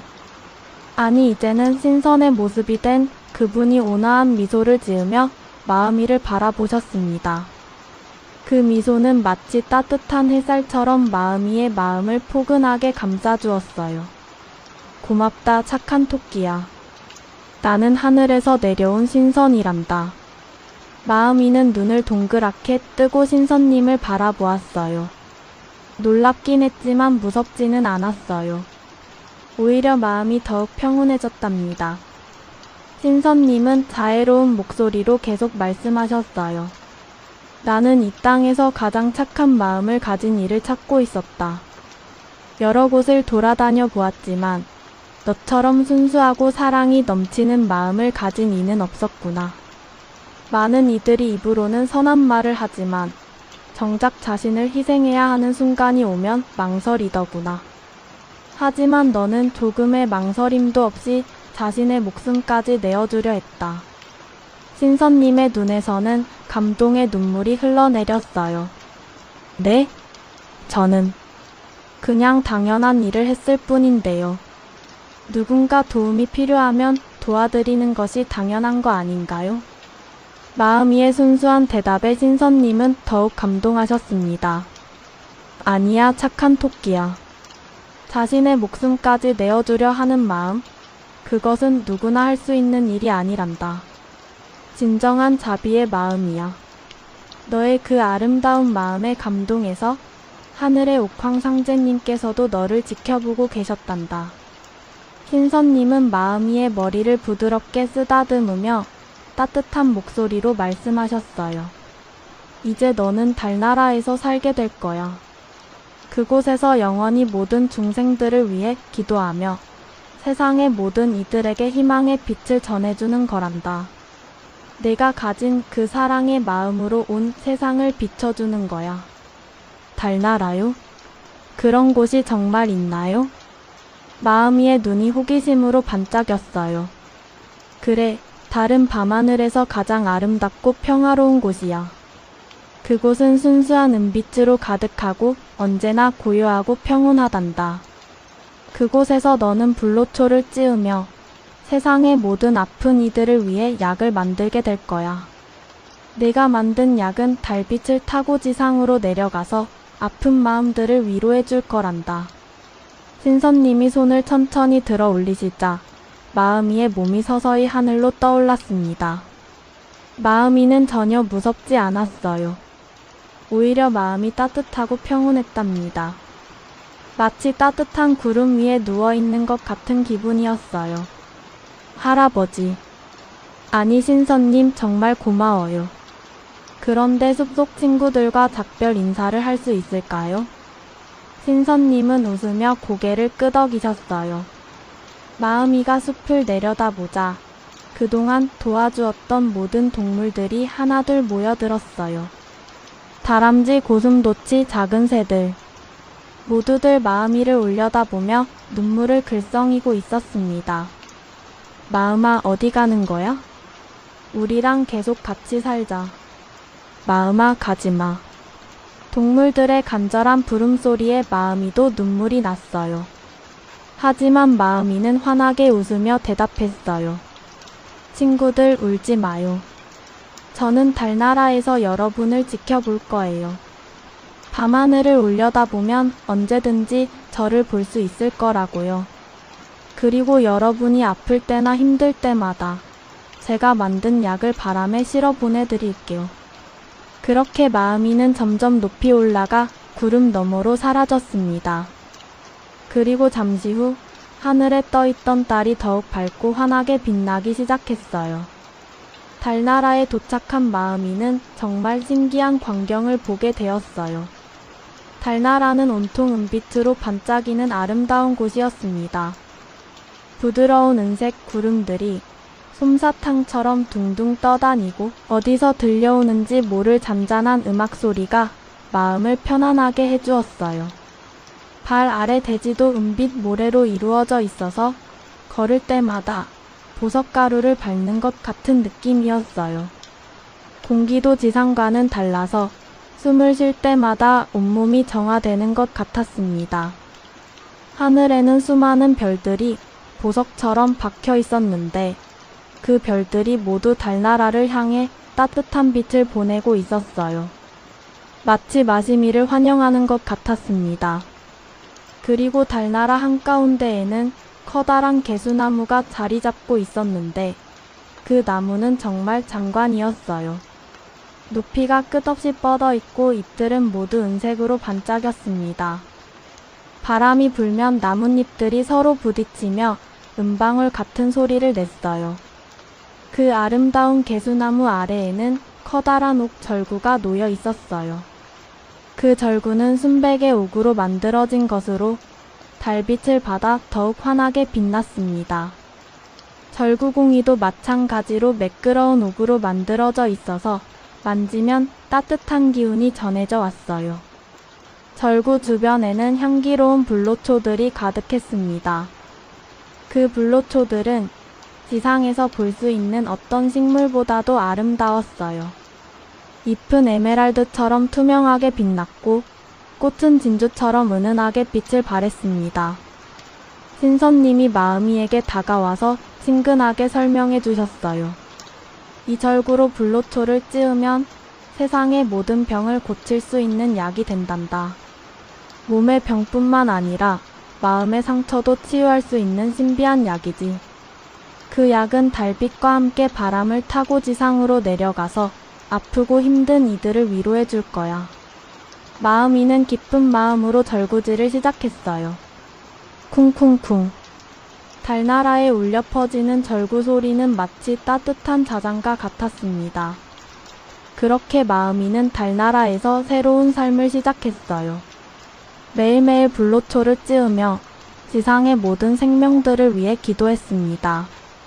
그리고 밤이 되면 달빛을 통해 지상을 내려다보며 옛 친구들이 잘 지내는지 지켜보았어요. 지상의 동물들도 매일 밤하늘을 올려다보며 마음이를 그리워했어요. 그리고 정말로 딸 속에서 절구질하는 토끼의 모습을 볼 수 있었답니다.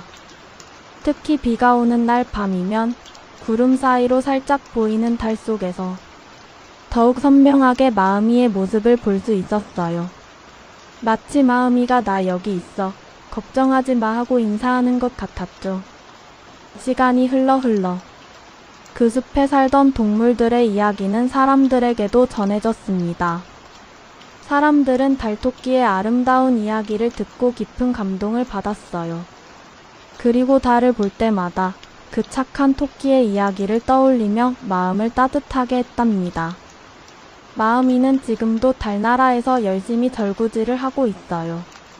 세상의 모든 아픈 마음들을 위해, 외로운 이들을 위해, 그리고 사랑이 필요한 모든 이들을 위해서 말이에요. 그래서 여러분이 힘들거나 외로울 때 밤하늘의 달을 한번 올려다 보세요. 그러면 그 속에서 여러분을 위해 기도하고 있는 착한 토끼를 볼 수 있을 거예요. 특히 오늘 같이 비가 오는 밤에는 더욱 선명하게 보일 거예요. 달빛이 비에 반사되면서 더욱 아름답게 빛나거든요. 마음이의 이야기는 우리에게 많은 것을 가르쳐 줍니다.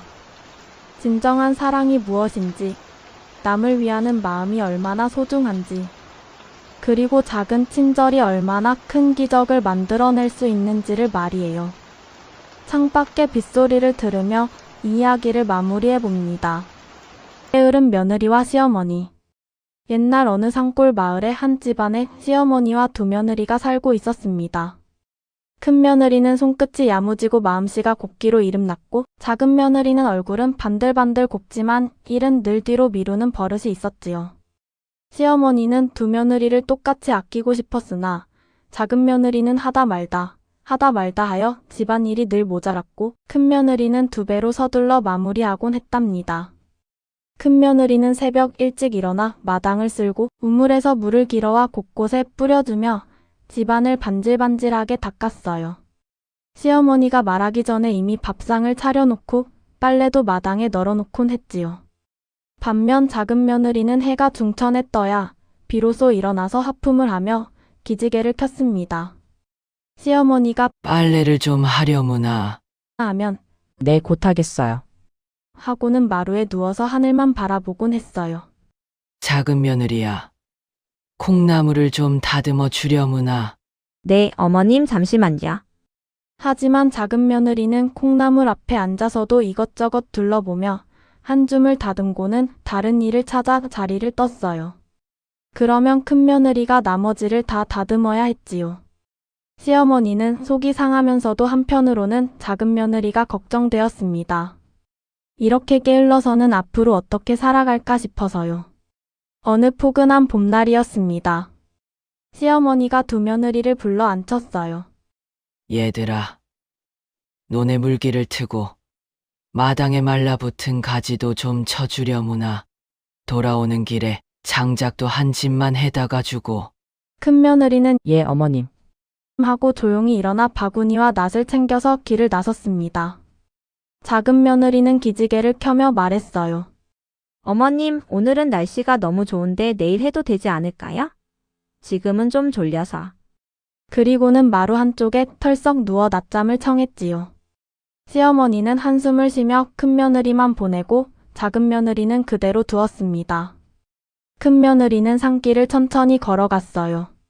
새들이 지저귀고 꽃들이 피어나는 길을 걸으며 마음속으로 생각했지요. 어머님이 시키신 일을 빨리빨리 마치고 돌아가서 저녁 준비도 도와드려야지. 큰 며느리가 산길을 지나는데 마른 가지가 수북한 배나무가 바스락거리며 속삭였어요. 아가씨, 내 마른 가지를 조금만 쳐주겠니? 너무 무거워서 살아있는 가지들이 힘들어한단다. 큰 며느리는 도리 없이 미소를 지으며 사뿐사뿐 나무로 올라갔어요. 마른 가지들을 하나하나 정성스럽게 쳐내며 나무를 가볍게 해주었습니다. 고맙구나, 아가씨. 이제 새로운 가지들이 쑥쑥 자랄 수 있겠어. 이 은혜 잊지 않겠다. 배나무가 잎을 후루룩 떨며 기쁘게 답했지요. 큰 며느리는 쳐낸 가지들을 모아서 장작용으로 묶어두고 다시 길을 계속 걸었습니다.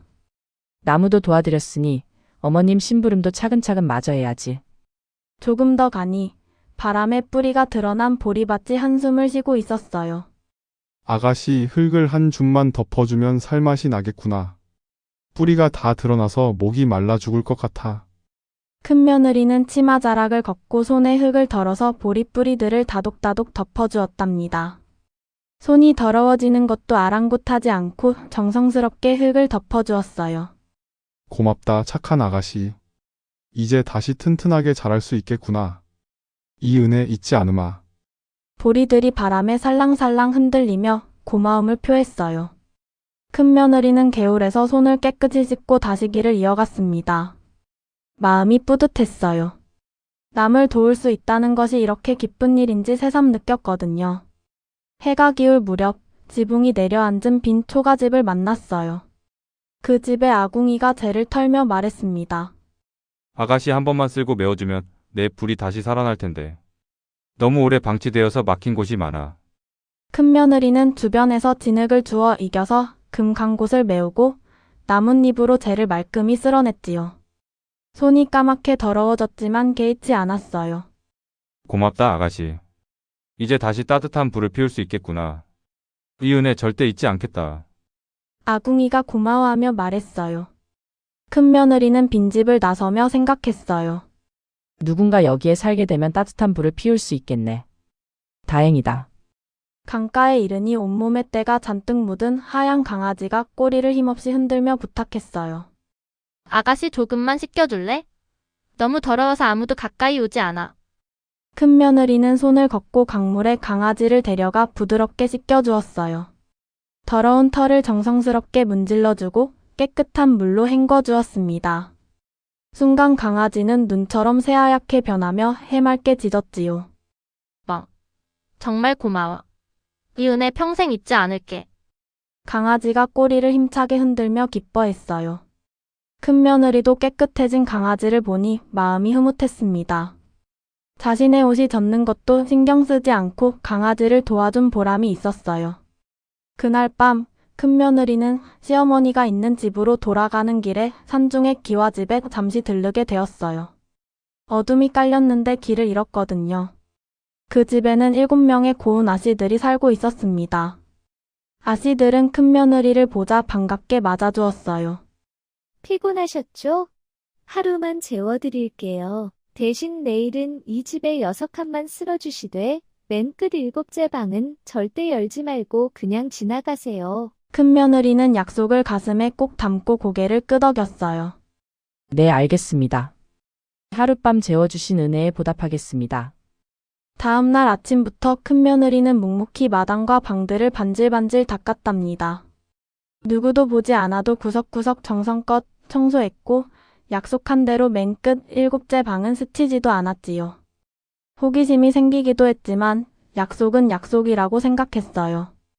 큰 며느리는 며칠 동안 그 집에서 머물며 성실하게 일했어요. 새벽 일찍 일어나 마당을 쓸고 방들을 깨끗이 닦았습니다. 아씨들이 쉬세요. 해도 괜찮아요. 제가 할 수 있는 일이에요. 하며 쉬지 않고 일했어요. 특히 일곱째 방 앞을 지날 때마다 호기심이 발동했지만 절대 문을 열어보려 하지 않았습니다. 약속은 반드시 지켜야 해. 아씨들이 나를 믿고 맡겨주신 일이니까. 아씨들은 큰 며느리의 성실함을 보며 감탄했어요. 이렇게 신뢰할 만한 사람을 만나기가 쉽지 않거든요. 며칠이 지나 헤어질 무렵 아씨들이 큰 며느리에게 물었어요. 그 많은 날 동안 일곱째 방이 궁금하지 않았나요? 한 번도 열어보고 싶은 마음이 들지 않았나요? 큰 며느리는 고개를 숙여 정중히 대답했지요. 물론 궁금했어요. 하지만 맡은 일과 약속이 먼저라고 생각했습니다. 저를 믿어주신 마음을 저버릴 수는 없어요. 아씨들은 서로 눈을 마주보더니 환한 미소를 지었어요. 그리고 일곱째 방 문을 스르륵 열었습니다. 그 안에는 금빛 모래와 은빛 모래가 언덕처럼 쌓여 있었답니다. 아름답게 반짝이는 보물들이었어요. 당신의 성실함과 신뢰에 대한 보답입니다. 내 옷에 붙는 만큼 가져가세요. 큰 며느리가 모래 위를 대굴대굴 구르자 옷자락에 박힌 가루들이 반짝이는 비녀와 목걸이, 고리, 놀이개로 변했지요. 돌아오는 길에 씻겨주었던 하얀 강아지가 반짝이는 진주를 한 알음 달고 뛰어왔어요. 은혜 갚을 시간이야. 아가씨가 나를 깨끗하게 씻겨준 덕분에 이런 보물을 찾을 수 있었어. 필요한 만큼 가져가. 강아지가 진주들을 큰 며느리에게 건네주었어요. 청소해주었던 아궁이도 김 모락모락 맛있는 떡을 내어주었고 흙을 덮어주었던 보리밭은 고소한 막걸리를 호리병 가득 채워주었으며 가지를 쳐준 배나무는 한입 베어 무는 순간 갈증이 사라지는 달콤한 배를 바구니 가득 안겨주었답니다. 큰 며느리는 이 모든 것들을 받으며 마음이 벅찼어요. 내가 한 작은 일들이 이렇게 큰 보답으로 돌아오다니. 집에 돌아오자 시어머니가 큰 며느리를 보고 깜짝 놀랐어요. 며느리가 온몸에 보석들을 달고 맛있는 음식들을 잔뜩 가지고 왔거든요. 얘야, 이게 다 어찌 된 일이냐? 큰 며느리는 자초지종을 시어머니께 다 말씀드렸어요. 나무를 도와주고 보리를 도와주고 아궁이를 청소해주고 강아지를 씻겨준 일부터 신비한 기와집에서 약속을 지킨 일까지 모두요. 시어머니가 고개를 끄덕이며 말했어요. 얘야, 누구에게도 보이지 않는 곳에서 약속을 지킨 보람이로구나. 내가 진심으로 남을 도왔기에 이런 복이 따른 것이다. 큰 며느리는 겸손하게 웃으며 대답했지요. 어머님이 늘 가르쳐 주신 대로 맡은 일은 누가 보든 안 보든 정성껏 해야 한다고 생각했을 뿐이에요. 이 소식을 들은 작은 며느리는 부하가 치밀었어요. 언니만 그런 복을 받다니. 나도 똑같이 다녀오면 되겠네. 작은 며느리는 큰 며느리가 간 길을 똑같이 따라가기로 했어요. 하지만 마음가짐은 전혀 달랐습니다. 보물을 얻기 위해서 가는 것이었거든요. 고운 옷을 차려입고 거울을 보며 단장한 작은 며느리는 같은 길로 향했지요. 그런데 배나무가 가지치기를 청하자 작은 며느리는 인상을 찌푸렸어요. 내 고운 손상이야. 못해야. 하고는 그대로 지나쳤습니다. 보리밭이 흙을 부탁하자 작은 며느리는 더욱 싫은 표정을 지었어요. 내 예쁜 손톱이 망가져야. 그런 더러운 일은 못해야. 아궁이가 청소를 부탁해도 강아지가 목욕을 부탁해도 작은 며느리는 모두 뿌리쳤답니다. 더러워요. 귀찮아요. 시간 없어요. 이런 말만 하며 빨리 지나가려고만 했어요. 오직 보물만 생각하고 있었거든요. 동물들과 식물들은 작은 며느리의 차가운 마음을 느꼈어요. 큰 며느리와는 정반대의 모습이었습니다. 산중 기와집에 도착하자 작은 며느리도 같은 당부를 들었어요. 6칸만 청소하고 7째 방은 절대 열지 말라고요. 하지만 첫날 저녁 작은 며느리는 참지 못했습니다. 보물이 들어있나? 빨리 확인해 봐야지. 호기심과 욕심을 참지 못하고 7째 방을 벌컥 열어보았지요. 그런데 그 안에서는 말벌떼가 윙윙거리며 날아다니고 뱀들이 스르륵 기어다니고 있었어요. 으아. 작은 며느리는 혼비백산에서 도망쳤습니다. 약속을 어긴 벌을 받은 것이었어요. 돌아오는 길에도 아무도 작은 며느리를 돕지 않았답니다. 하얀 강아지는 멀리 도망가고 아궁이는 뜨거운 바람을 뿜었으며 보리밭은 호리병을 땅 속에 감추고 배나무는 하늘 높이 키를 키워 열매를 절대 닿지 못하게 했지요. 작은 며느리는 지치고 배고픈 채로 걸어야 했어요.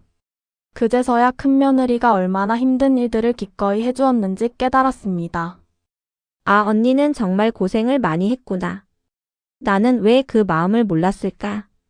작은 며느리가 빈손으로 게다가 지친 모습으로 돌아오자 시어머니는 화를 내지 않으셨어요. 대신 다정히 손을 잡아주며 말씀하셨습니다. 얘야, 이제 보았지? 어디서 일하느냐보다 어떻게 마음먹고 하느냐가 더 중요하단다. 시어머니는 작은 며느리를 따뜻하게 안아주며 계속 말씀하셨어요.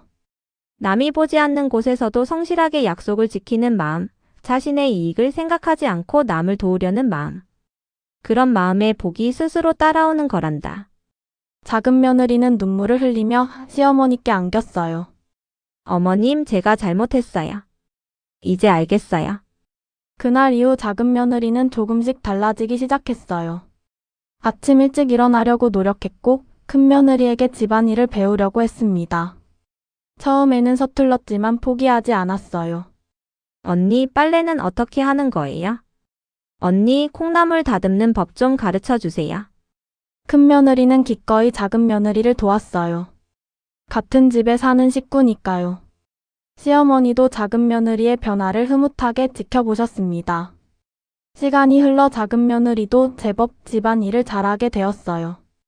아직은 큰 며느리만큼 완벽하지는 않았지만 최선을 다해 노력했습니다.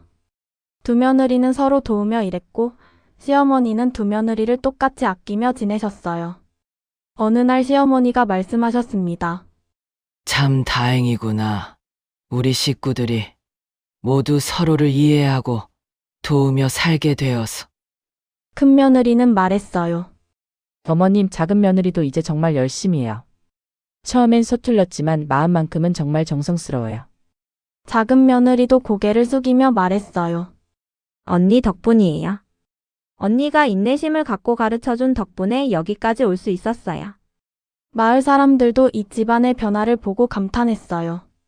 저 집은 정말 화목하다. 며느리들이 서로 다투지 않고 도우며 살아. 시어머니도 참 지혜로우시고 큰 며느리는 성실하고 작은 며느리도 이제 많이 달라졌던데. 이웃들이 이 집을 모범으로 생각할 정도였어요. 가끔 집안일이 많아서 힘들 때면 서로 격려하며 함께 해냈고 기쁜 일이 있으면 함께 나누며 웃었습니다. 그렇게 세 사람은 서로 이해하고 도우며 오래오래 평안하게 살았답니다. 큰 며느리는 여전히 성실했고 작은 며느리는 게으름을 떨쳐내고 부지런해졌으며 시어머니는 두 며느리를 따뜻하게 품으며 지혜로운 조언을 해주셨어요. 마을에서는 이 집안을 가장 화목한 집으로 여겼고 다른 집 며느리들도 이들을 본받으려 했답니다. 특히 작은 며느리의 변화는 많은 사람들에게 감동을 주었어요. 사람은 언제든 변할 수 있다는 희망을 보여준 것이었거든요. 옛날 옛적 깊은 산과 맑은 강이 어우러진 어느 고을에 총명하기로 운 동네에 소문이 자자한 젊은 선비가 살고 있었습니다. 이 선비의 이름은 김학도였어요. 학도는 어릴 때부터 남다른 재주를 보였습니다. 글자를 배우는 속도도 빨랐고 시를 짓는 솜씨도 뛰어났어요. 무엇보다 그에게는 큰 꿈이 있었습니다. 바로 과거에 급제해서 훌륭한 관리가 되어 백성들을 위해 일하겠다는 것이었죠. 학도는 이 꿈을 위해 정말 열심히 공부했습니다. 새벽 닭이 울기 전부터 일어나 밤늦게까지 촛불을 켜고 책을 읽었어요. 사서 삼경은 물론이고 역사책, 문학책까지 닥치는 대로 읽어댔습니다. 붓글씨 연습도 게을리하지 않았고요. 손이 아파도 눈이 아파도 멈추지 않았습니다. 때로는 너무 무리를 해서 몸이 아픈 날도 있었지만 꿈을 이루겠다는 의지로 버텨냈습니다. 마을 사람들도 학도를 대견하게 여겼어요. 어르신들은 그를 볼 때마다 이렇게 말했습니다. 저 젊은이 보게나 참으로 부지런하구먼. 저렇게 열심히 하면 틀림없이 큰 인물이 될게야. 우리 마을에서 저런 인재가 나다니 정말 자랑스럽다네. 저런 선비가 있으니 우리 마을이 유명해지겠어.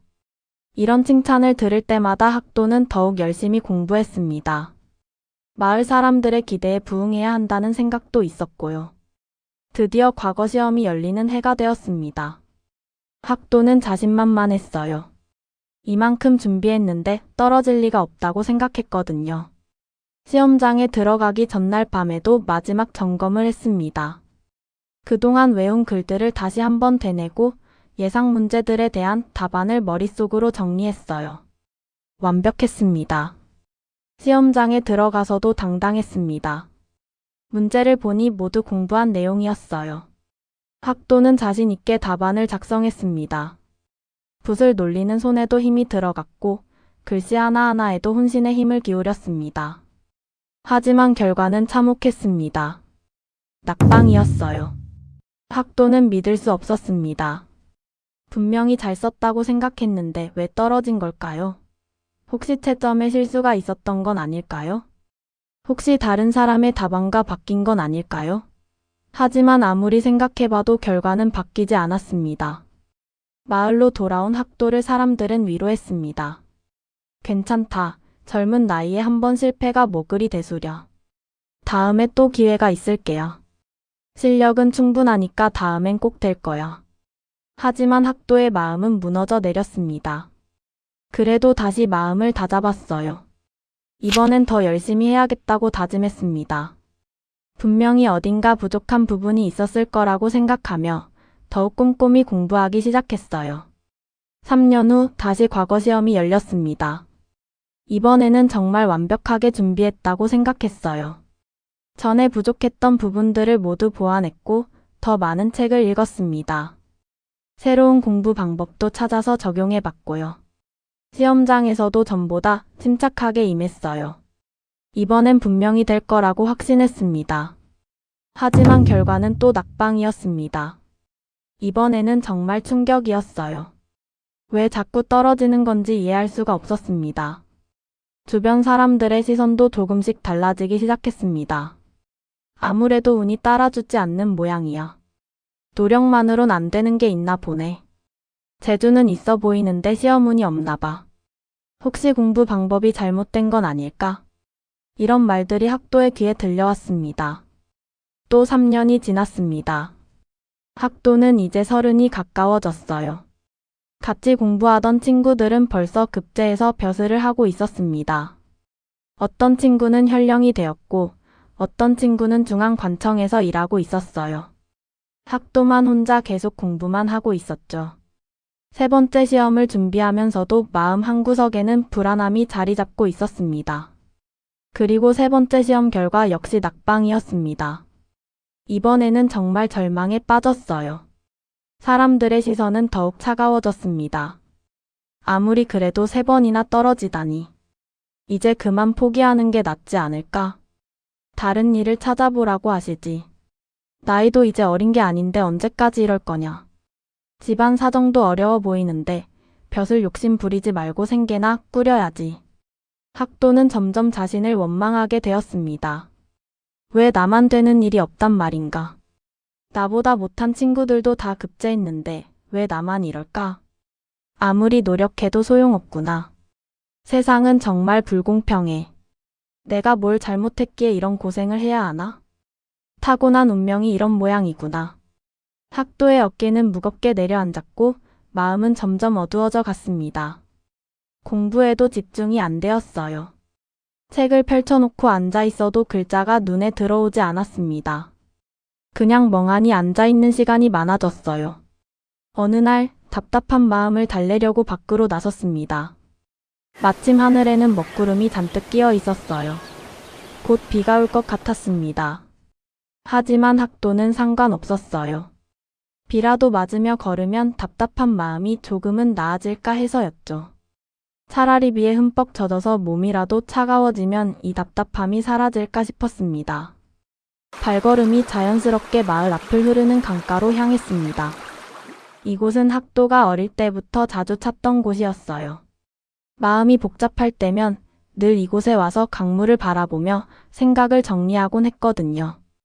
강물이 흘러가는 모습을 보면 마음도 조금씩 정화되는 기분이었습니다. 하지만 오늘의 강가는 평소와 달랐습니다. 굵은 빗방울이 떨어지기 시작했고 강물은 불어나서 거세게 흐르고 있었어요. 잔뜩 흐린 하늘 때문에 주변이 어둑어둑했습니다. 평소에 잔잔하던 강물도 오늘은 무섭게 소용돌이치고 있었어요. 강 위에는 오래된 돌다리가 놓여 있었습니다. 이 다리는 학도가 어릴 때부터 있던 것으로 마을 사람들이 강 건너편으로 가려면 반드시 거쳐야 하는 곳이었어요. 평소에는 튼튼하고 안전해 보였는데 비에 젖은 지금은 있기 때문에 미끄러워 보였습니다. 조금만 잘못 디디면 강물에 빠질 것 같았어요. 학도는 돌다리를 바라보며 중얼거렸습니다. 이 다리가 마치 내 인생 같구나. 아무리 단단해 보여도 발을 헛디디면 끝장이니. 평소에는 아무 문제 없이 건널 수 있는데 비만 오면 이렇게 위험해지는구나. 그때였습니다. 다리 건너편에서 누군가가 천천히 다가오고 있었어요. 자세히 보니 허리가 굽은 한 노인이었습니다. 노인은 지팡이를 짚고 있었는데 그 지팡이로 돌을 하나하나 두드리며 아주 느린 걸음으로 다리를 건너고 있었습니다. 비가 점점 굵어지고 있었어요. 학도는 노인이 걱정되었습니다. 저렇게 느리게 가다가는 비를 다 맞을 텐데 게다가 미끄러운 다리에서 넘어질 수도 있을 것 같았거든요. 나이가 많은 노인이 저런 위험한 다리를 건너는 것도 위험해 보였고요. 학도는 큰 소리로 말했습니다. 어르신, 왜 그렇게 느릿느릿 걸으십니까? 비도 오는데 서둘러야지요. 그렇게 천천히 가시면 비에 흠뻑 젖으실 텐데요. 노인은 고개를 들어 학도를 바라보았습니다. 그리고 잔잔한 미소를 지으며 대답했어요. 젊은이, 급히 간다고 다리가 빨리 건너지는 것이 아니란다. 돌다리는 겉보기엔 튼튼해 보여도 비에 젖으면 미끄러울 수 있지. 조심히 두드리며 건너야 넘어지지 않는 법이야. 비를 맞는 것보다 안전하게 건너는 것이 더 중요하단다. 학도는 노인의 말에 귀를 기울이지 않았습니다. 요즘 모든 일이 뜻대로 되지 않아서 짜증이 나 있던 터였거든요. 게다가 노인의 느린 걸음이 답답하기만 했어요. 제가 젊고 발이 빠른데 넘어질 리가 있습니까? 저렇게 조심조심 걸으면 언제 다 건너겠어요? 어르신은 나이가 많으시니까 그러시는 거고 저 같은 젊은 사람은 빨리 갈 수 있습니다. 학도는 노인의 충고를 무시하고 돌다리로 성큼성큼 걸어 들어갔습니다. 노인에게 빨리 건너는 법을 보여주고 싶었어요. 그런데 몇 걸음 못 가서 일이 터졌습니다. 학도는 미끄러운 돌에 발을 헛디디며 균형을 잃었습니다. 팔을 휘휘 저어보았지만 소용없었어요. 그대로 풍덩 강물에 빠져버렸습니다. 으악! 살려주세요. 누가 좀 도와주세요. 강물은 생각보다 차갑고 거셌습니다. 학도는 퍼덕퍼덕 허우적거렸어요. 평소에 수영을 할 줄 알았지만 옷을 다 입은 채로 갑자기 물에 빠지니 당황스러웠습니다. 게다가 강물이 불어나 있어서 더욱 위험했어요. 물살에 떠밀려 내려갈 뻔했습니다. 다행히 강가가 가까워서 간신히 기어 올라올 수 있었습니다. 하지만 온몸이 흠뻑 젖었고 진흙투성이가 되었어요. 추위에 몸도 덜덜 떨렸습니다. 옷은 더러워져서 볼품없었고 머리카락에는 물풀이 달라붙어 있었어요. 노인은 지팡이를 짚으며 학도에게 다가왔습니다. 그리고 안타까운 표정으로 말했어요. 보았느냐 젊은이. 다리를 건너는 길도 인생을 사는 길과 같단다. 조급히 달리면 넘어진다. 천천히라도 바른 발걸음을 떼는 것이 지혜지. 젊다고 해서 무엇이든 빨리 할 수 있는 것은 아니란다. 학도는 얼굴이 붉어졌습니다. 자신의 어리석음이 부끄러웠어요. 노인의 충고를 듣지 않고 성급하게 행동한 결과가 이 꼴이었으니까요. 죄송합니다, 어르신. 제가 너무 성급했습니다. 어르신 말씀을 들었어야 했는데. 노인은 고개를 끄덕이며 말했습니다. 젊은이, 너는 지금 무엇 때문에 그리 급한 마음을 갖고 있느냐? 왜 그리 초조해하고 있는 게냐? 학도는 잠시 망설이다가 자신의 사정을 털어놓았습니다. 과거에 3번이나 떨어진 것, 주변 사람들의 시선이 차가워진 것, 자신에 대한 실망감, 친구들은 모두 성공했는데 자신만 뒤처진 것 같은 기분 등등을 모두 이야기했어요. 노인은 조용히 듣고 있다가 말했습니다. 그래서 마음이 조급해져 있구나. 성공하고 싶은 마음은 좋지만 그 조급함이 오히려 너를 넘어뜨리고 있단다. 급한 마음이 올바른 판단을 가로막고 있는 것 같구나. 하지만 어르신, 저는 정말 열심히 했습니다. 밤낮 없이 공부했는데도 계속 실패만 하니 너무 억울하고 화가 납니다. 친구들은 저보다 늦게 시작했는데도 다 성공했어요. 노인이 물었습니다. 그럼 너는 공부만 했느냐? 네, 과거 급제를 위해서는 공부가 전부라고 생각했거든요. 책만 읽고 글만 외우는 것이 공부의 전부라고 여겼습니다. 그것이 문제란다. 너는 목적지만 보고 달려왔지, 길 위에서 무엇을 배울 수 있는지는 생각하지 못했구나. 학도는 노인의 말뜻을 이해하지 못했습니다. 길 위에서 배운다는 게 무슨 뜻이신지요?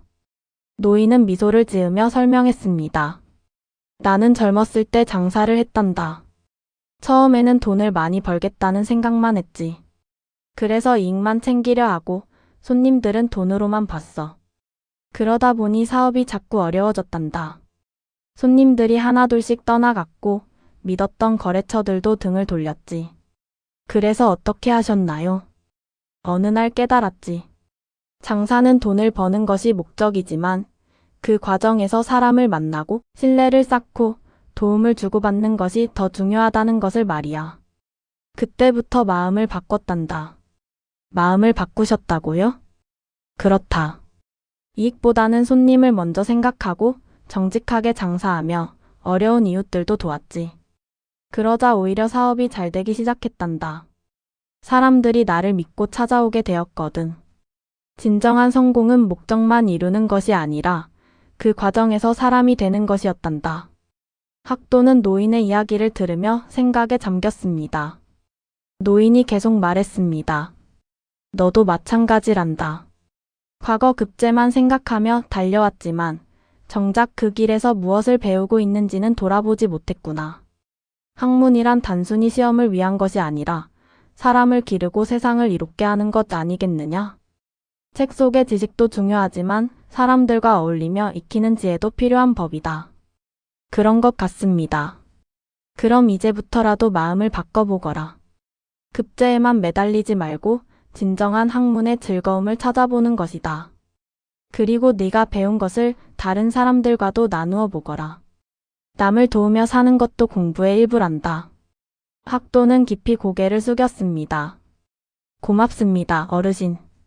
정말 소중한 말씀을 해주셨습니다. 저는 그동안 너무 조급했던 것 같습니다.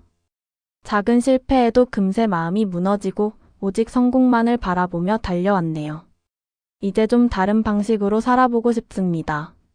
알았다면 됐다. 이제 제대로 된 발걸음을 떼어보거라. 그날 이후 학도는 완전히 달라졌습니다. 과거 급제만을 목표로 하지 않고 진정한 공부의 의미를 찾기 시작했어요. 어려운 한문을 읽을 때도 단순히 암기하는 것이 아니라 그 안에 담긴 깊은 뜻을 이해하려고 노력했습니다. 옛날 성현들이 왜 그런 말씀을 하셨는지, 그 가르침을 지금 시대에 어떻게 적용할 수 있는지를 생각해 보았어요. 무엇보다 큰 변화는 다른 사람들을 도우기 시작한 것이었어요. 마을의 아이들 중에는 글을 배우고 싶어도 형편이 어려워 배우지 못하는 아이들이 많았거든요. 학도는 이런 아이들을 모아서 무료로 글을 가르치기 시작했습니다. 처음에는 서툴렀어요. 아이들에게 어떻게 설명해야 할지 몰라서 헤매기도 했고요. 하지만 점점 요령이 생겼습니다. 어려운 내용을 쉽게 풀어서 설명하는 방법도 터득했어요. 아이들의 눈높이에 맞춰서 재미있는 이야기를 들려주며 글자를 가르쳤습니다. 아이들은 학도를 좋아했습니다. 다른 선생님들처럼 엄하게 꾸짖지도 않고 재미있게 가르쳐 주었거든요. 틀려도 화내지 않고 다시 차근차근 설명해 주었어요. 학도도 아이들을 가르치면서 큰 보람을 느꼈어요. 아이들이 모르던 글자를 깨우쳤을 때의 기쁜 표정, 어려운 문제를 해결했을 때의 뿌듯한 모습을 보면 마음이 따뜻해졌습니다. 선생님, 이 글자가 뭐예요? 이건 사랑 애자란다. 사람을 아끼고 소중히 여기는 마음을 뜻하지. 그럼 선생님도 우리를 사랑하시는 거예요? 물론이지. 너희들이 잘 자라는 모습을 보는 것이 선생님의 가장 큰 기쁨이란다. 학도는 아이들을 가르치는 것 외에도 마을의 어려운 일들을 도왔습니다. 농사일이 바쁠 때는 일손을 거들었고 마을에 다툼이 생기면 중재 역할도 했어요. 관청에 낼 문서를 대신 써주기도 했고요. 어떤 때는 이웃 마을까지 가서 도움이 필요한 일이 있으면 달려가기도 했습니다. 글을 모르는 어르신들의 편지를 대신 써주고 장터에서 속은 농민들의 억울함을 풀어주기도 했어요. 사람들의 시선도 달라졌습니다. 전에는 시험에만 떨어지는 사람으로 봤다면 이제는 마을을 위해 애쓰는 착한 선비로 여기게 되었어요. 학도가 참 달라졌네. 아이들을 가르치는 모습을 보니 선생님 같아. 우리 마을에 저런 분이 있어서 든든하다. 시험은 못 봤어도 진짜 훌륭한 선비 같아. 저런 분이야말로 참다운 선비지. 하지만 무엇보다 큰 변화는 학도 자신에게 일어났습니다. 전에는 시험 결과에만 매달려서 불안하고 초조했다면 이제는 매일매일이 충실하고 의미 있게 느껴졌어요. 공부도 더 재미있어졌습니다. 시험을 위한 공부가 아니라 진짜 배움을 위한 공부였거든요. 책을 읽으며 옛 성인들의 지혜를 깨닫고 그것을 실생활에 적용해보는 재미를 알게 되었습니다. 이런 생활을 3년 정도 계속했을 때 또다시 과거 시험이 열렸습니다. 주변 사람들은 학도에게 시험을 보라고 권했어요. 이번에는 꼭 될 것 같은데 그동안 많이 성숙해진 것 같으니까. 마을 사람들도 다 학도를 인정하고 있어. 이제는 마음가짐도 달라진 것 같고.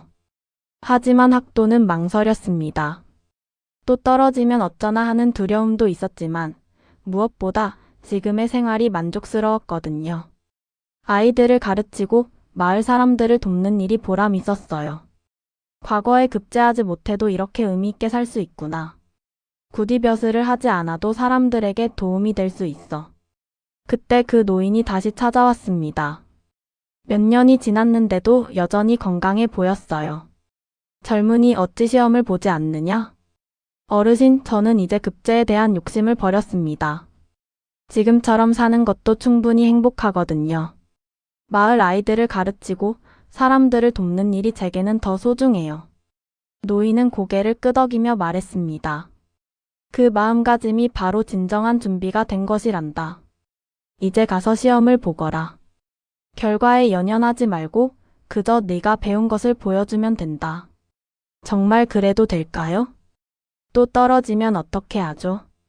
물론이다. 너는 이미 가장 중요한 시험을 통과했으니까. 가장 중요한 시험이요? 인생이라는 시험 말이다. 넘어져도 다시 일어설 줄 알고 실패를 통해 배울 줄 알며 자신보다 남을 먼저 생각할 줄 아는 사람이 되었잖느냐. 그런 사람이라면 어디서든 훌륭하게 살아갈 수 있단다. 학도는 노인의 말에 용기를 얻어 시험장에 갔습니다. 하지만 이번에는 마음이 전혀 달랐어요. 떨어져도 상관없다는 마음으로 편안하게 시험을 치렀습니다. 넘어지면 다시 일어서면 되지. 나는 이미 많은 것을 배웠고 또 성장했으니까. 결과가 어떻든 나는 내 길을 걸어가면 돼. 시험 문제를 보니 이상했습니다.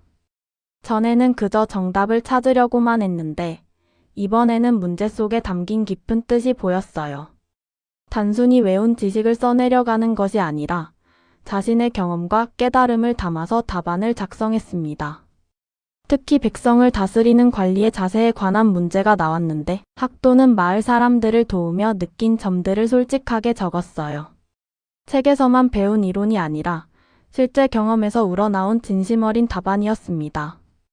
그리고 결과가 발표되었습니다. 이번에는 합격이었어요. 학도는 믿을 수 없었습니다. 정말 꿈만 같았어요. 하지만 가장 기뻐한 것은 마을 사람들이었습니다. 특히 학도에게 글을 배운 아이들은 선생님이 급제했다는 소식에 너무 좋아했어요.